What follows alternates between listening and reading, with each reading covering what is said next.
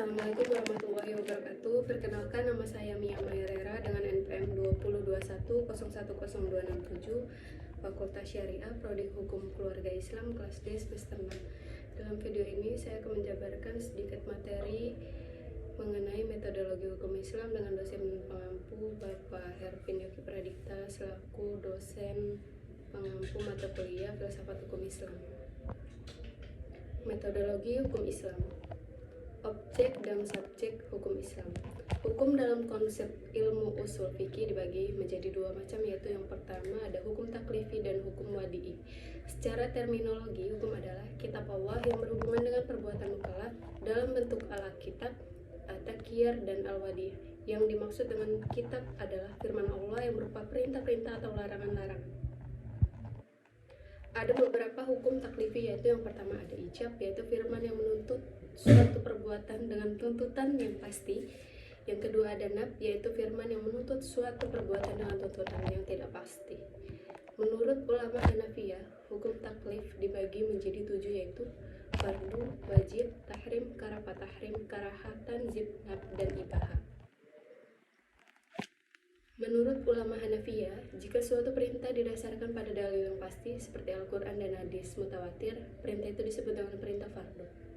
Akan tetapi, jika perintah itu berdasarkan kepada dalil yang zanni, perintah itu dinamakan wajib.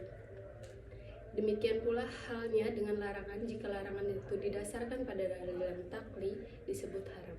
Sebaliknya, jika larangan itu didasarkan pada dalil yang zanni, maka tergolong pada hukum makruh. 5 atau 7 jenis hukum tersebut dinamakan dengan taklifiyah, yang artinya tuntutan atau memberi beban. Taklifi disebut pula sebagai jenis perbuatan hukum. Hukum wadi ialah firman Allah yang menjadikan suatu sebagai sebab adanya yang lain, atau sebagai syarat yang lain, atau sebagai penghalang adanya yang lain. Hukum wadi dibagi menjadi 3, yaitu ada 1 sebab, 2 syarat, dan 3 mani. Selanjutnya ada tafsir. Tafsir adalah salah satu metode penggalian hukum Islam. Al-Quran dan Sunnah diyakini sebagai sumber hukum Islam, kemudian nas-nas yang terkandung di dalamnya ditujukan untuk mukallaf. Maka untuk mempermudah pelaksanaan hukum yang dimaksud, upaya ulama di bidang usul fikih dan bidang fikih mulai menggunakan pendekatan rasio dalam menggali makna dan maksud yang dikandung oleh kedua sumber hukum tersebut. Meskipun nas Al-Quran dan Sunnah telah muhkamah, campur tangan akal tidak dapat dielakkan. Al-Quran sebagai sumber hukum Islam, ada kalanya ayat-ayat tersebut saling menafsirkan karena adanya munasabah al-ayah. Tetapi, tidak jarang ayat-ayat tersebut membutuhkan hadis untuk menjelaskan atau melalui pendekatan ijtihad yang sepenuhnya menggunakan rasio.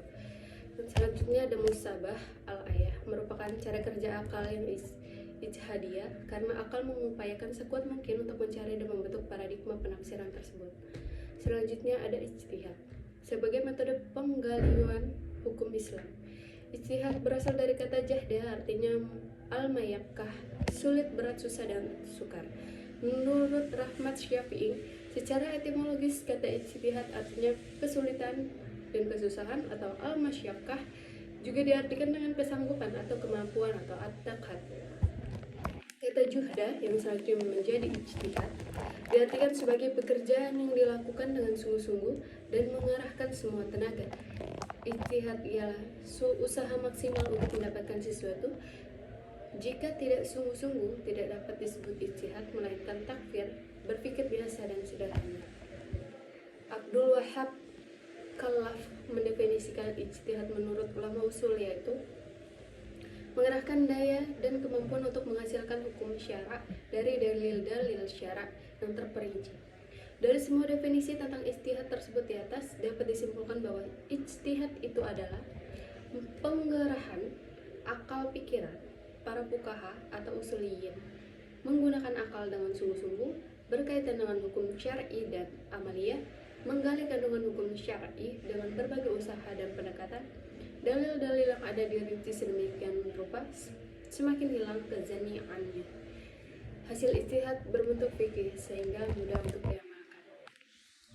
Sekian video presentasi atau video penjabaran mengenai metodologi hukum Islam.